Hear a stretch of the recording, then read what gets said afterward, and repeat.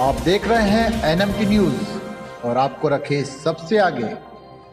शरद पवार के भतीजे अजीत पवार एनसीपी के बड़े नेता माने जाते हैं। पिछले दिनों जब शरद पवार ने पार्टी का अध्यक्ष पद छोड़ने का ऐलान किया था तब अजीत पवार उनके साथ थे। उन्होंने शरद पवार के अध्यक्ष पद छोड़ने के फैसले का खुलेआम स्वागत कर सबको चौंका दिया था। लेकिन शुक्रवार को शरद पवार के पार्टी अध्यक्ष पद से इस्तीफे की अपनी पेशकश वापस लेने संबंधी घोषणा के लिए प्रेस कॉन्फ्रेंस बुलाई तो उस वक्त अजीत पवार उनके साथ नहीं थे। इतने अहम मौके पर अजीत पवार की गैर मौजूदगी चर्चा का विषय बन गई। जब पत्रकारों ने शरद पवार से अजीत पवार की अनुपस्थिति के बारे में पूछा तो उन्होंने कहा कि मेरे तमाम सहयोगी यहाँ हैं, किसी की अनुपस्थिति का कोई अन्य अर्थ न निकाला जाए। आपको बता दें कि एनसीपी में शरद पवार का इस्तीफा फिर 4 दिन तक पवार को मनाने की कोशिश पार्टी कार्यकर्ताओं और नेताओं द्वारा एनसीपी का नेतृत्व करने के लिए शरद पवार के अलावा किसी और को स्वीकार न करने की बातें।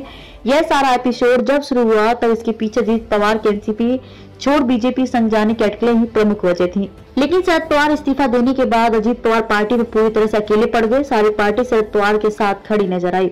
यहाँ तक कि जिन विधायकों का अजीत के साथ बीजेपी में जाना तय माना जा रहा था वे भी सहम गए। अब बीजेपी में भी अजीत पवार की उपयोगिता शून्य। पार्टी के चीफ व्हिप अनिल पाटिल जो अजीत पवार के खासम खास माने जाते हैं, उन्होंने भी पार्टी सुप्रीमो को मनाने के लिए अपने पद से इस्तीफा देने का ऐलान कर दिया। एनसीपी के विधायकों के बीच यह मैसेज गया कि पवार के इस्तीफे की घोषणा के बाद अगर उन्होंने अजीत पवार के लिए पार्टी छोड़ी तो उनका फिर से चुनकर आना मुश्किल हो जाएगा, क्योंकि तब पार्टी का समर्थक वोटर उन्हें नायक की जगह खलनायक मानेगा। इस उम्र में पवार को दुख पहुंचाने के वे आरोपी बन जाएंगे। हालांकि पार्टी में अजीत पवार समर्थक विधायकों की संख्या बहुत ज्यादा नहीं है, लेकिन ताजा घटनाक्रम से उनके कदम भी ठिठक गए हैं। अब अजीत पवार के अगले कदम पर सबकी नजर है, क्योंकि बिना विधायकों का समर्थन लिए बीजेपी में भी अजीत पवार की उपयोगिता शून्य ही है। अजीत पवार की बीजेपी के साथ आने के अटकलों में सबसे ज्यादा शिवसेना शिंदे गुट में बेचैनी थी। शुक्रवार के घटनाक्रम के बाद शिंदे शिवसेना के प्रवक्ता और विधायक संजय सिरसाट ने कहा कि एनसीपी में जो राजनीतिक नाटक चल रहा था वह पवार का पावर गेम था।